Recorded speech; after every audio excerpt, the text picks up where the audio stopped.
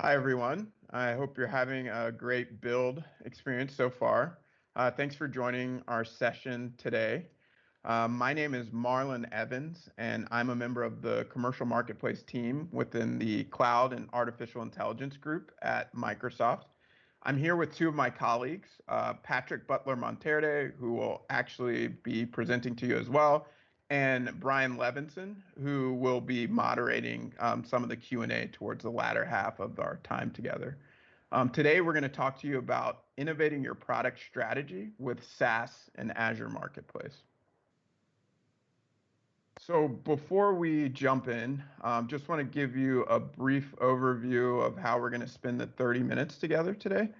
I'm going to start off by doing a quick demonstration of how you can quickly deploy SaaS applications and other developer tools from Azure Marketplace within the Azure portal. After I show you that finished experience of what it's like to deploy a SaaS application, I'm going to hand it off to Patrick, who's going to talk to you about how to build it, leveraging our new SaaS software developer kit. And then I hope that we can spend about half of the time going through your questions, answering those questions, as well as sharing some resources that you'll be able to use to build your own SaaS application and get it into the marketplace.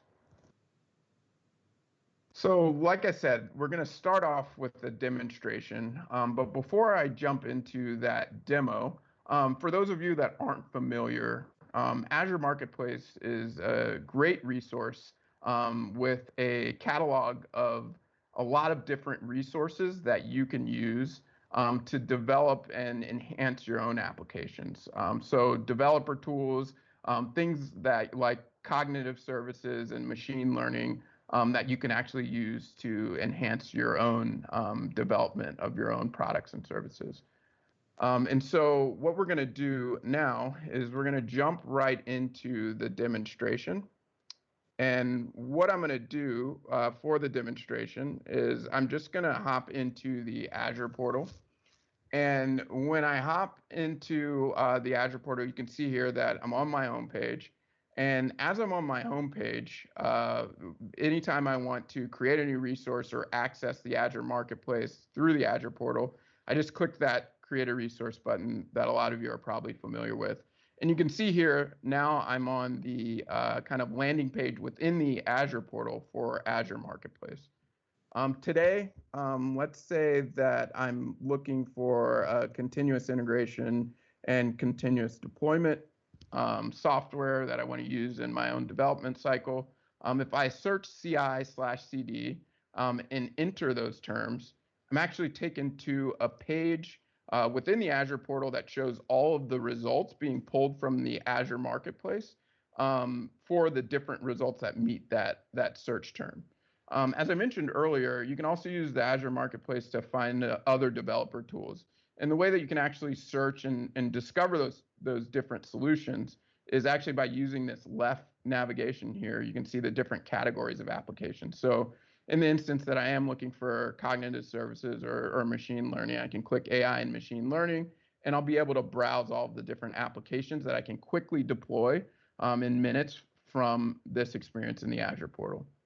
But what I also want to point out here is that, along the top bar, I can also filter the results. And so this is really nifty if I want to filter by pricing model. So maybe I only want to see things that are free. I want to trial some solutions that I might want to use at my organization, or I can select pay as you go. I can also filter based off of the operating system. And so I can look at, things that are built for Windows, as well as Linux. And you'll notice when you see the Linux there are the different operating system providers that we have here in the marketplace. And then finally, I can filter based off of publisher. So I can either see products and services, solutions that are built by Microsoft, or I can see those solutions that are built by our partners, people like you. And so today, let's just say I've done my research and I know that I want the CodeFresh CI/CD software. I'm going to go ahead and click that tab. And when I click the tab, I get to an offer overview page. And here you can see I can get a lot of really quick information about this product. I get a description from the publisher. I also get some useful links like documentation and how to sign up for the service. And I can even look at some screenshots of what it would actually look like to use this application once I purchase. Um, Also want to point out at the top, I can quickly get to plans and pricing. For this particular CodeFresh application, there are two different plans. I have a basic and I have a pro. And then you also see the associated price there with each one of those plans. And so again, let's just say that I've already done my research and I know that I want the basic version of this application. When I click create, I'll be taken to a page where I start to fill in information about this subscription. And so I need to name the subscription. I'm going to name it Build Demo for today. I need to select an Azure subscription that I want to associate this SaaS application with. And this is really important because for some of you, you might know that you can have you can have access to several Azure subscriptions within a single Azure login. And so I want to make sure that I'm tying this SaaS subscription, the CodeFresh CI/CD SaaS subscription, to the right Azure account. And then I select the billing term, and I tell them the number of users that I want to provision this subscription for. Now, once I click subscribe, what's actually happening is that our system is talking to the CodeFresh system, and we're creating a billing item tied to this Azure subscription that will be used to pay for the SaaS subscription, as well as be used to create the profile for the access to that SaaS subscription. And so that can take a couple minutes. You can see it working up here. But once that's completed, I would click that notification. And what I've done today, just since we have a limited amount of time together, is I've already created that SaaS subscription here in the Azure portal. And you'll notice here that I have a call to action that I still need to complete the subscription sign up by configuring my account. And that billing will only start after I configure that account. And so we want to spend a little bit of time explaining this. Like all SaaS applications, the CodeFresh CI/CD is actually going to be accessed through the publisher's web property. So I'm going to have to go to the CodeFresh website to finish signing up for the subscription and to actually log in to start using the SaaS application. And so when I click that button there at the top of the page, you can see that I'm actually taken to the CodeFresh website. And like I said, at this point, I would be able to sign in using my personal information that I used to create the CodeFresh account or create that account here. And so once I log in, I would be able to use that SaaS application. And essentially, that's it for the demo. And now that you've seen the finished solution, what I'm going to do is hand it off to Patrick, who's going to talk to you a little bit more about how to build that, leveraging the SDK. Well, thanks, Marlene, for this awesome application and demonstration. So what we're going to do is show you what happens behind the scenes from a publisher perspective. What are the things you need to do? So first, we're going to review the process that Marlene went through and how does the customer purchase a solution, and then we'll show you into what are the requirements that we need for that. So the first step that we did was, having the customer go into the Azure management portal to purchase that solution. You also have the ability to go directly to the Azure Marketplace and purchase the solution from there. So if you want to think about it as two different interfaces for you to purchase that solution.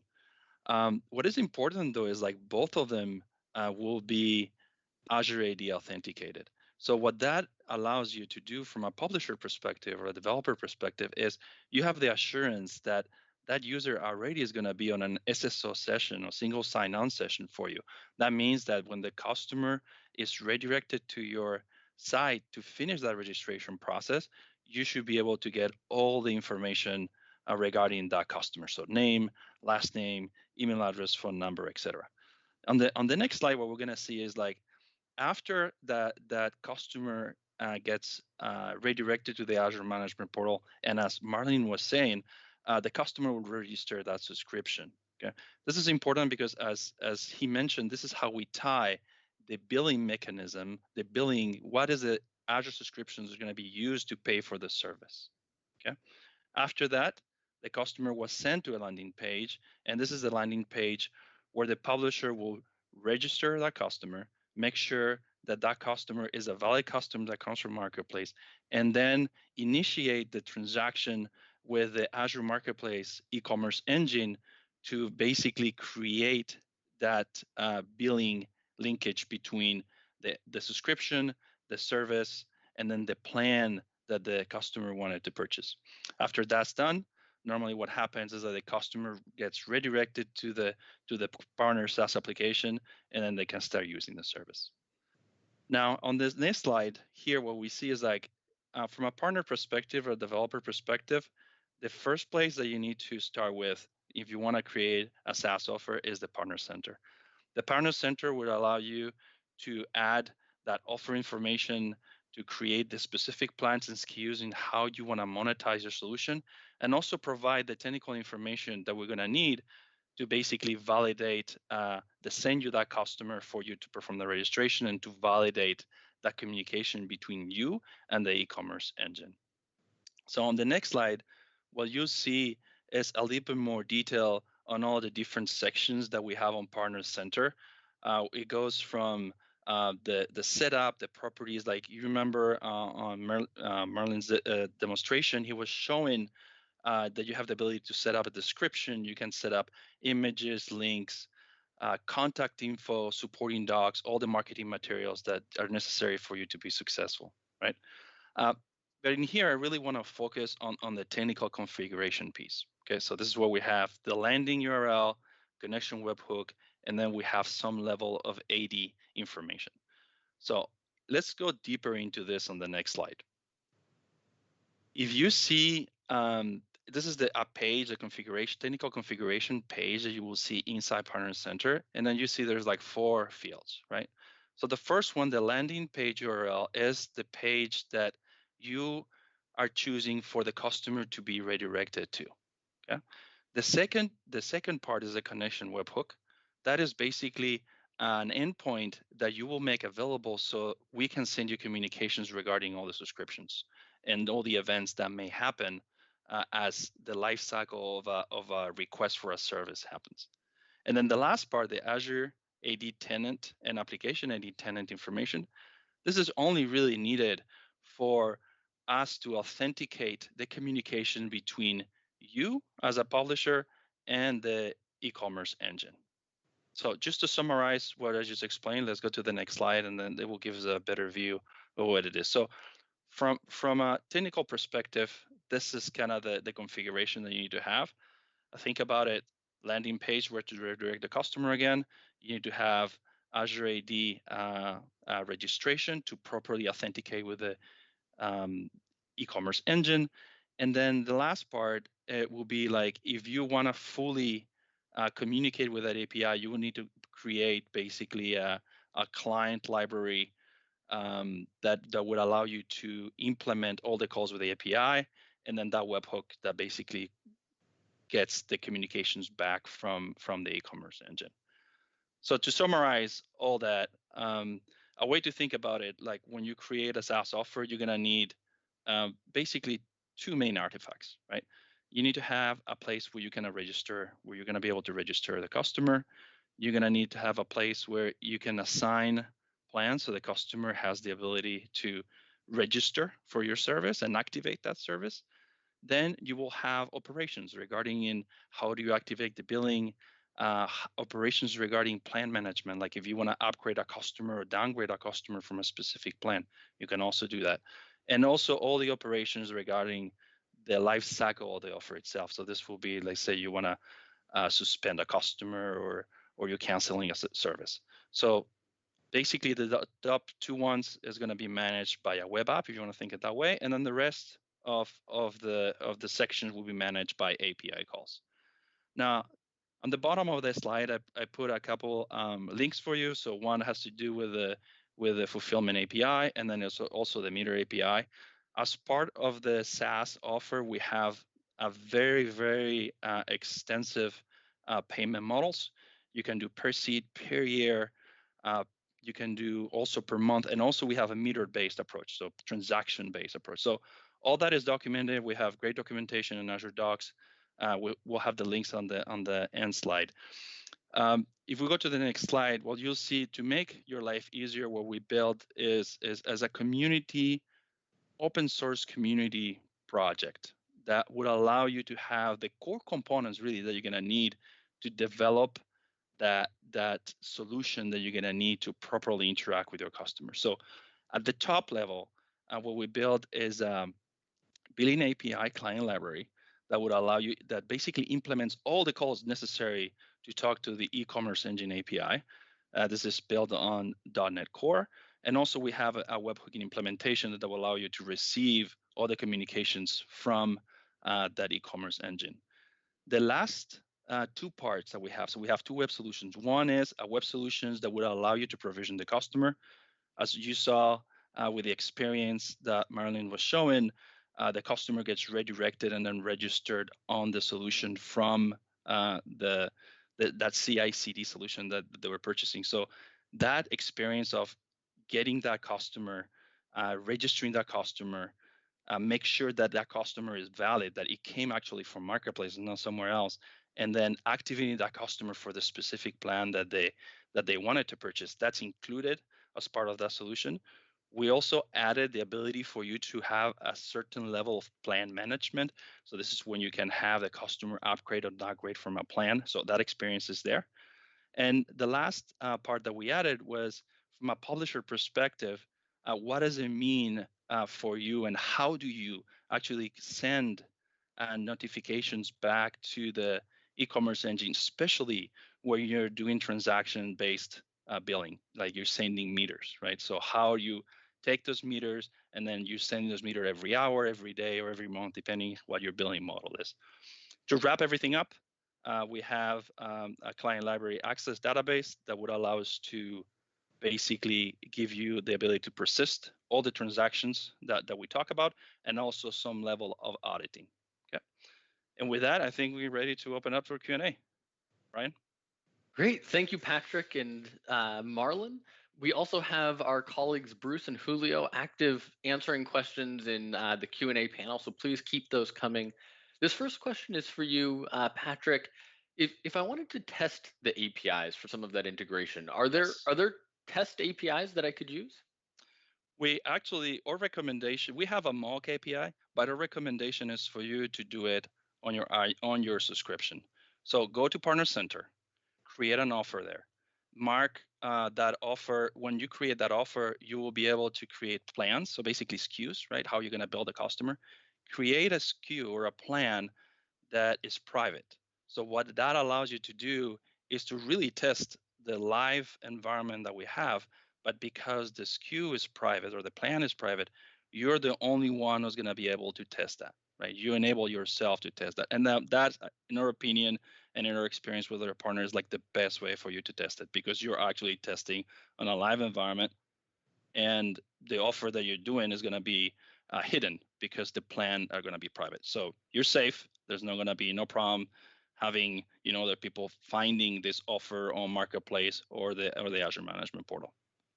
That sounds really cool. Marlon, can you elaborate on some of the use cases of private plans and where a private plan for a SaaS application may be relevant with customers?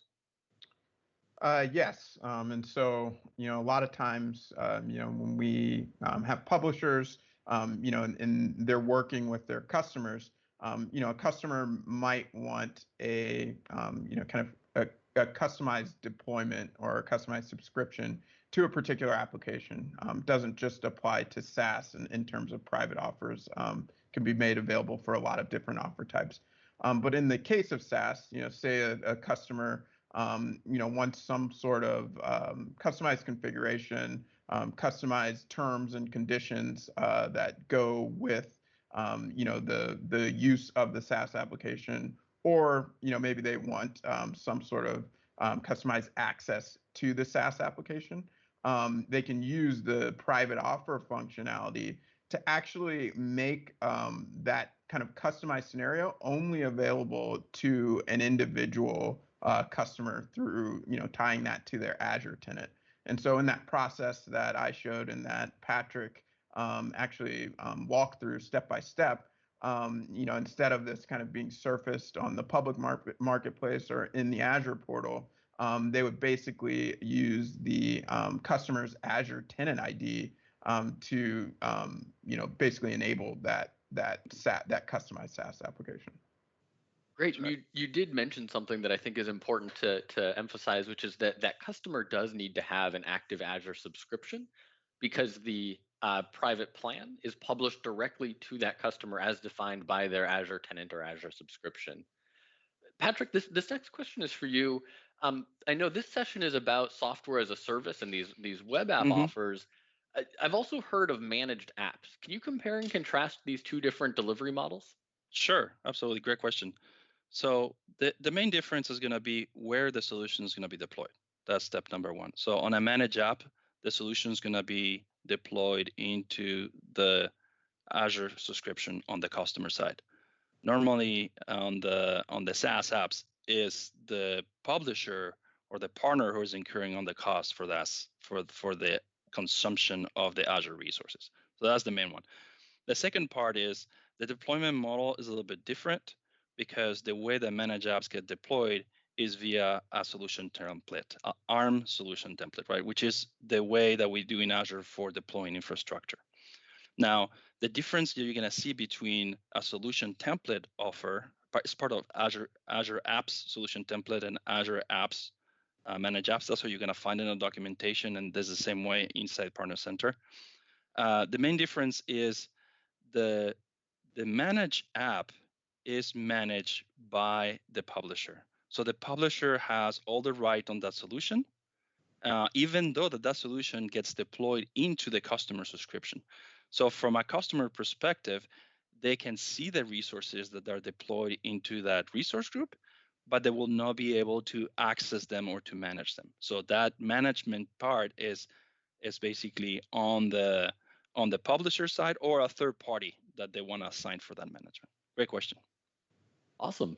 And I would also add that there's a third offer type that sometimes gets related: software as a service being deployed within your or the ISV's Azure environment, managed applications deployed into the customer's Azure environment, and then managed services, which is really that professional service delivery of management, which would be within the customer's Azure subscription or Azure tenant as well.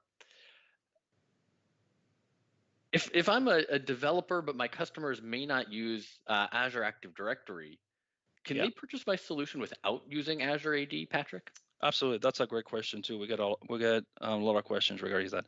So just to clarify, the Azure AD integration is only necessary for the one receiving that customer, so we can probably authenticate them, and then for the communication with the billing API. So basically, your solution does not need to be integrated with Azure AD.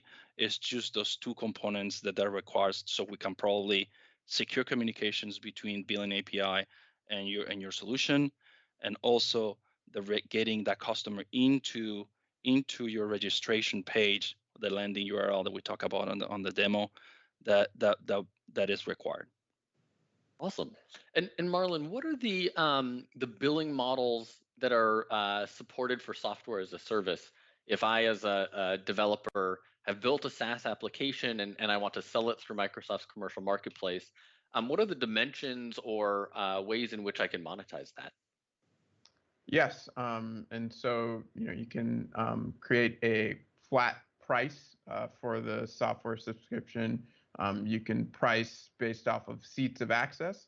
And then, as Patrick mentioned, and there was a link to this documentation in the slide, you can also use the kind of metering functionality to create a custom metric whereby through usage of that application and by meeting certain metrics, you would charge the customer a certain amount. So for instance, say you've created a SaaS application that monitors incoming emails. Well, you might be able to, you certainly would be able to use the metering API to charge per email.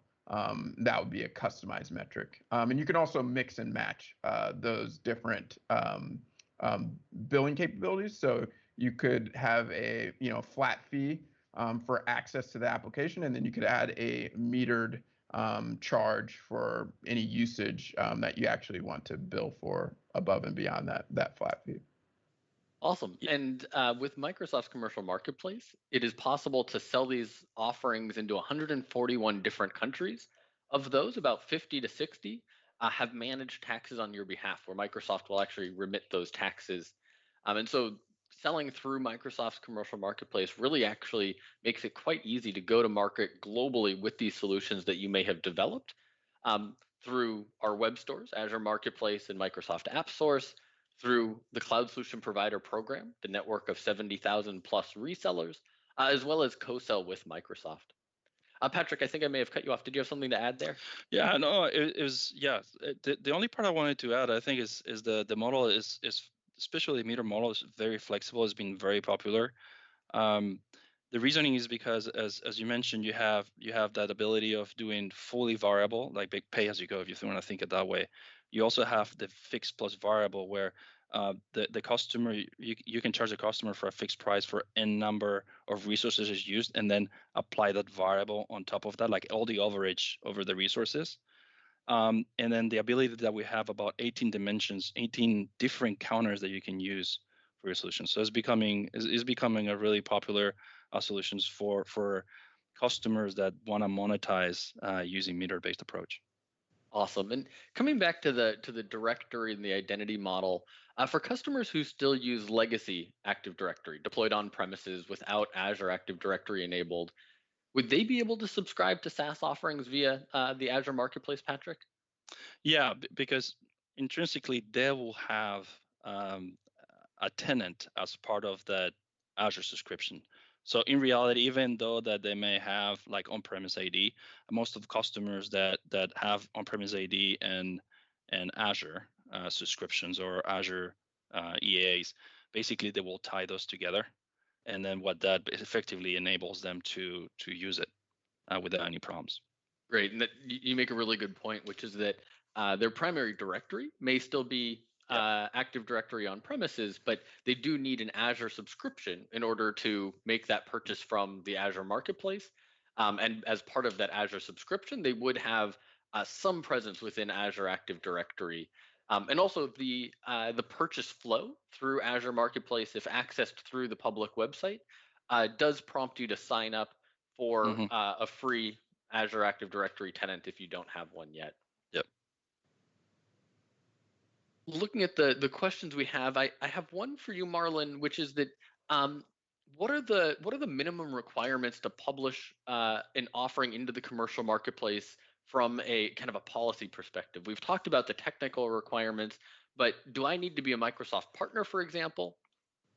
Yes. To participate in the commercial marketplace, you do have to become a Microsoft partner if you're not already. You can do that. We'll share some links, but with a quick link, aka.ms/join marketplace, where you can sign up as a Microsoft partner and get access to Partner Center, which is that ingestion platform that Patrick was talking about at the start of kind of building that application. And so, yeah, I mean, there is no charge. There's no kind of fee to join the marketplace. And then you do sign an agreement with Microsoft that governs, the relationship between Microsoft and then you as a software vendor, as a publisher. And then, of course, as your offer is transacted through our commerce platform, there is a fee associated, a revenue share associated with sales that do run directly through the commercial marketplace. And that varies by offer type as well as by different classifications of publishers. Great, thank you. And let's share a couple of resources. I know there are a few questions that we haven't gotten to. Our team is very active within the Microsoft partner community, and we actually have a forum specific to the commercial marketplace at aka.ms/marketplace community. We'll be happy to continue answering questions. Would direct you to some of the resources we have on the screen here. Thank you so much for your time. And to get started with the commercial marketplace, to learn more about that publishing process, we do have a Microsoft Learn module, and we would encourage you to check that out.